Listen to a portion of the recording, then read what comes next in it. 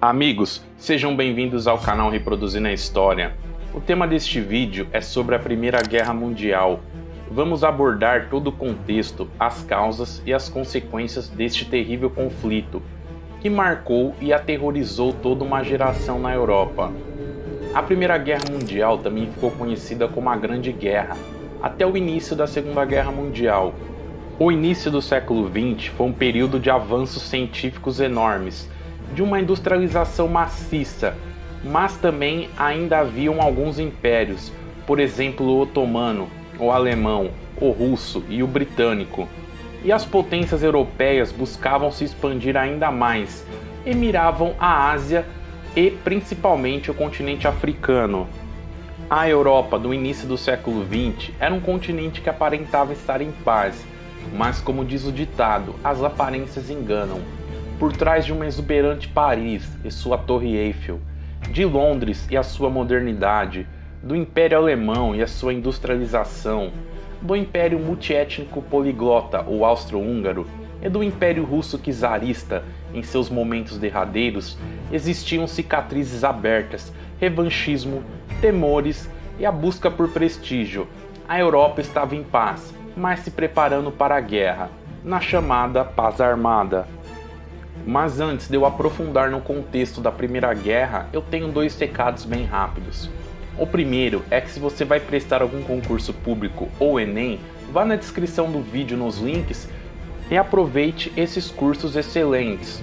O outro recado é, se você não é inscrito em nosso canal, se inscreva já, pois as suas inscrições e as suas curtidas permitem que a plataforma envie esse tipo de conteúdo a mais pessoas.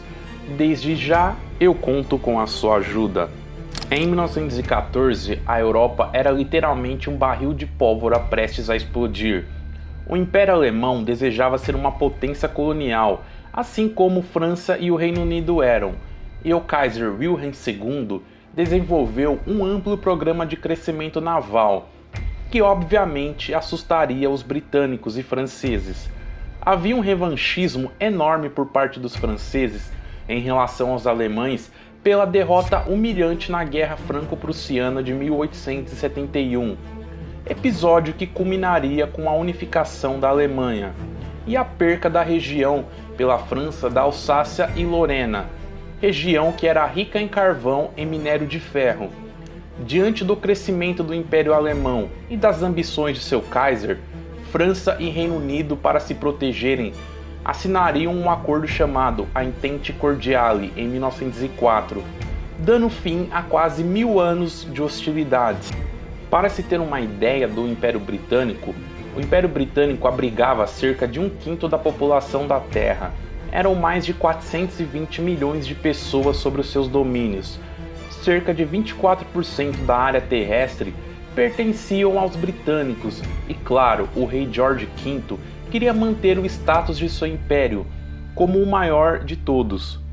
No entanto, com o já referido crescimento econômico do Império Alemão, que levaria o Kaiser Wilhelm II a investir pesado na industrialização e na expansão naval, com o claro objetivo de ser uma potência colonial, para isso ele tinha que desafiar os britânicos e franceses.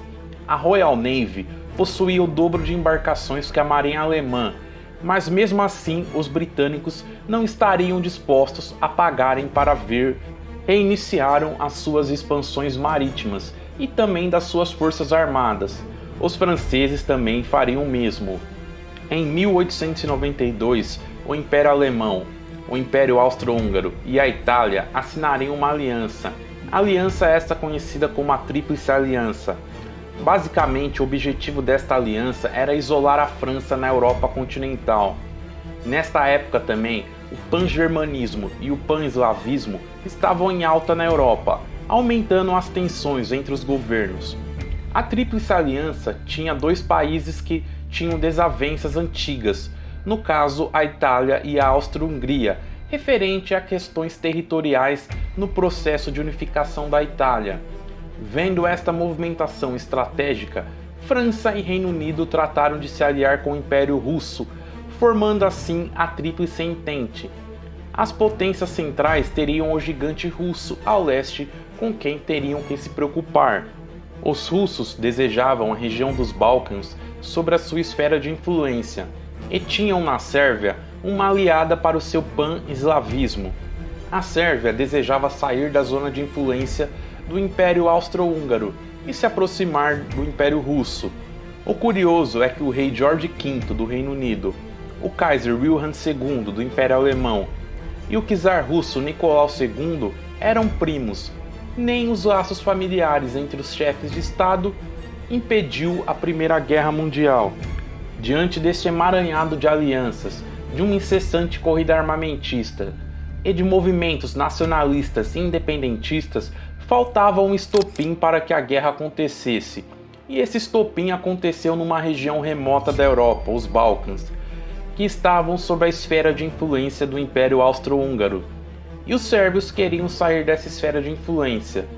Em 1901, os sérvios fundariam a Sociedade da Mão Negra, grupo terrorista que obviamente queria o fim do Império Austro-Húngaro na região. A Sociedade da Mão Negra se ramificou por toda a região, incluindo a Iugoslávia e a Bósnia. E foi na Bósnia que uma dessas ramificações, o Milada Bosna, atacaria o herdeiro do trono austro-húngaro, o Franz Ferdinand, e a sua esposa Sofia, no dia 28 de junho de 1914, durante uma visita oficial a Sarajevo, capital do país. Franz Ferdinand e a sua esposa estavam em um carro aberto. Primeiramente, os terroristas os tentaram atingir com uma granada, mas o ataque falhou. Mais tarde, um motorista particular se perdeu e errou o caminho, e foram alvejados a tiros por Gavrilo Princip. Franz Ferdinand morreria no local e a sua esposa Sofia a caminho do hospital. Este assassinato abalou as relações entre o Império Austro-Húngaro e a Sérvia, na chamada Crise de Julho, no qual a Áustria-Hungria viu a oportunidade perfeita para sufocar o ímpeto de movimentos independentistas na região, e deu um ultimato aos sérvios, no dia 23 de julho, com 10 pontos propositalmente inaceitáveis, com o objetivo claro de forçar a guerra. A Sérvia aceitaria 9 desses pontos e só recusaria receber inspetores externos para as investigações dos assassinatos. Vale lembrar que também o Império Austro-Húngaro recebeu um cheque em branco dos alemães, que os ajudariam em um possível confronto de maneira irrestrita. No dia 28 de julho, a Áustria-Hungria declararia a guerra à Sérvia. Os austro-húngaros acreditavam na vitória rápida e fácil, mas a Rússia no dia seguinte, no dia 29 de julho, declararia apoio à Sérvia. Nesta altura, tanto sérvios quanto austro-húngaros já estavam com as suas tropas mobilizadas. No dia 30 de julho, o Império Alemão, através do seu Kaiser, Wilhelm II, pediu que o Império Russo voltasse atrás no seu apoio à Sérvia. Mas como o pedido foi negado pelo czar Nicolau II, no dia 1º de agosto o Império Alemão declararia a guerra ao Império Russo e começariam a mobilização de suas tropas, e também queriam garantias francesas e britânicas de neutralidade num possível confronto contra os russos. O Kaiser Wilhelm II declarou guerra à França no dia 3 de agosto e autorizou o Plano Schieffelin, que seria a conquista rápida da França, para depois mirarem as suas atenções para o Império Russo a leste. Para isso, invadiriam o pequeno estado de Luxemburgo e deram um ultimato à Bélgica, exigindo a passagem de suas tropas para um ataque maciço contra a França. Como os belgas se negaram, os alemães invadiram a Bélgica e os britânicos, em apoio aos belgas e franceses, declarariam guerra ao Império Alemão no dia 4 de agosto. Assim começaria a terrível e sanguinária Primeira Guerra Mundial, devido, como eu disse, a um emaranhado de alianças, uma corrida armamentista desenfreada, movimentos nacionalistas e desejos coloniais, lembrando que todos pensavam que este conflito seria apenas local, rápido e restrito à região dos Balcãs, mas se enganariam. O conflito virou global, com alguns países entrando na guerra em busca somente de prestígio e reconhecimento, como o Império do Japão, que declararia guerra aos impérios alemão e austro-húngaro no dia 23 de agosto de 1914. O Império Otomano, por sua vez, em 1913, havia perdido algumas possessões da Albânia, Bulgária, Sérvia, Montenegro e Grécia, devido a intervenções britânicas. Entraria na guerra em novembro de 1914, combatendo ao lado dos impérios alemão e austro-húngaro, com o claro objetivo de reconquistar estes territórios, em caso de sua vitória. A Itália, que se aliou aos alemães e austríacos em 1892, acabaria por mudar de lado em maio de 1915, devido a acordos secretos com a França, e também, como eu referi anteriormente, pendências territoriais com o Império Austro-Húngaro. Em 1916, Romênia e Portugal entrariam na guerra para lutar a favor da Tríplice Entente. No caso de Portugal, a sua luta contra os alemães se deve ao fato dos alemães pressionarem as suas colônias na África, em especial Angola. Enquanto isso, os Estados Unidos se mantinham neutros na guerra e não intervindo.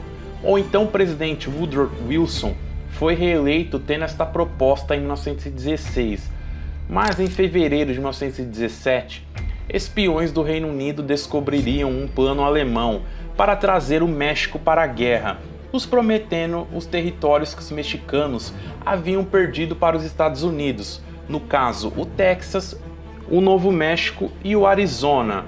Estes planos, assinados pelo Ministério Alemão dos Negócios Estrangeiros, foram apresentados a Wilson, que os viu como um motivo plausível para a entrada americana na guerra. Vale lembrar também que na mesma época, vários submarinos alemães afundaram embarcações americanas. Em 2 de abril de 1917, os Estados Unidos enfim declarariam guerra à Alemanha. Os americanos tinham um exército modesto e despreparado, mas a partir da declaração de guerra passariam a investir mais, e um ano depois da sua entrada na guerra, os americanos enviavam mais de 15 mil soldados por dia para a Europa, bem treinados e equipados. O Brasil se manteve neutro durante um período, mas acabaria entrando na guerra a favor da Tríplice Entente em 1917, devido ao afundamento de navios brasileiros pelos alemães. A participação brasileira ficou restrita somente ao patrulhamento do Atlântico Sul. A Rússia teve um papel muito importante durante mais da metade da guerra, até 1917, impedindo avanços alemães e austríacos, e também segurando um contingente enorme de tropas desses países no fronte leste. Mas em 1917 o czar Nicolau II, após inúmeros protestos, foi deposto. Um governo provisório assumiria, e os alemães viram uma oportunidade perfeita para desestabilizar os russos e apoiariam o líder bolchevique Vladimir Lenin, que tinha como propostas a derrubada do governo provisório e a retirada dos russos da guerra. O plano alemão funcionou. Aconteceria então a Revolução Russa entre outubro e novembro de 1917. E em março de 1918, Lenin retiraria os russos da Primeira Guerra Mundial. Mas no final das contas não acabaria mudando muita coisa para os alemães, pois a saída russa coincidiu com a entrada americana no conflito, como eu havia referido.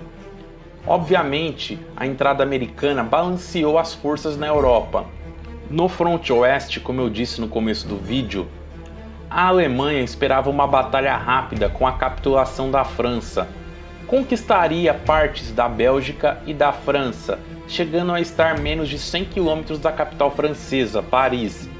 No entanto, com a invenção da metralhadora, peças de artilharia modernas e das temidas armas químicas, houve então a paralisação do fronte, na chamada Guerra de Trincheiras, com ambos os lados cavando as famosas trincheiras, resultando obviamente em poucos avanços na linha da frente.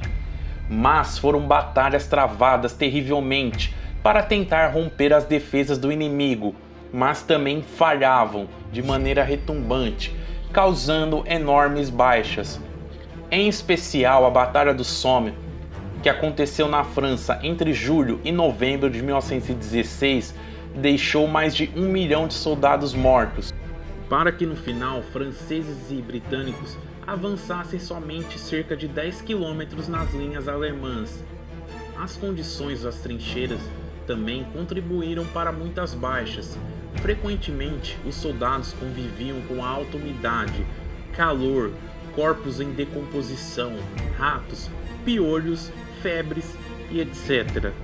Apesar de todo o horror da guerra, na Primeira Guerra Mundial houveram avanços científicos e tecnológicos, como na aviação, que havia começado anos antes, mas ali também na Primeira Guerra se desenvolveu ainda mais. Também houveram surgimentos de metralhadoras automáticas e dos tanques de guerra, que mudariam completamente a história militar, aumentando assim a corrida por aperfeiçoamento, que dura até os dias atuais. No âmbito naval, os couraçados estariam muito modernos e bem armados, e os submarinos pela primeira vez foram usados em larga escala num conflito. Foi o primeiro conflito global, com lutas decorrendo dentro e em volta das colônias alemãs na África. A guerra também chegaria na Ásia, ao Pacífico e também no Oceano Atlântico. O total de mortos na Primeira Guerra Mundial é difícil de estimar, mas segundo algumas fontes, entre militares e civis foram mortos mais de 35 milhões de pessoas, se tornando o conflito mais mortífero até então da história. Depois de várias ofensivas britânicas bem-sucedidas em 1918, o Império Alemão se via incapaz de continuar lutando na guerra, devido aos altos custos, e assim os alemães se viram obrigados a assinar o armistício. O armistício foi assinado na 11ª hora do 11º dia do 11º mês do ano de 1918. Assim, no dia 11 de novembro de 1918, as armas baixaram em todo o mundo. A curiosidade é que o armistício foi assinado num vagão de trem, mesmo vagão que a França assinaria sua rendição aos nazistas em 1940. O lado vencedor, no caso a Entente, venceu, pois a capacidade industrial e a economia destes países eram maiores do que os dos austríacos e também dos alemães.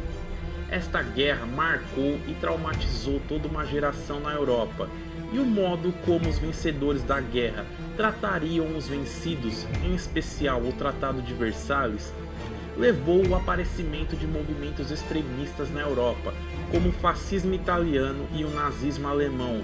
A Primeira Guerra Mundial seria a guerra que acabaria com todas as outras guerras. Muitos acreditaram nisto, mas o resultado foi que este conflito abriu as portas do mundo para catástrofes ainda maiores, e novamente salientando a forma como os vencedores puniram os vencidos, em especial a Alemanha, que se sentiu humilhada, foi diretamente responsável pelos movimentos extremistas já referidos aqui, que levaria o mundo para um banho de sangue ainda maior, que seria a terrível Segunda Guerra Mundial. Se você chegou até aqui, se inscreva em nosso canal, acione o sino das notificações e dê um like neste vídeo, é muito importante para a gente. Não se esqueça também de conferir nossos cursos na descrição. E nos acompanhe também no Facebook e no Instagram. Desde já, conto com a sua ajuda e até o próximo vídeo.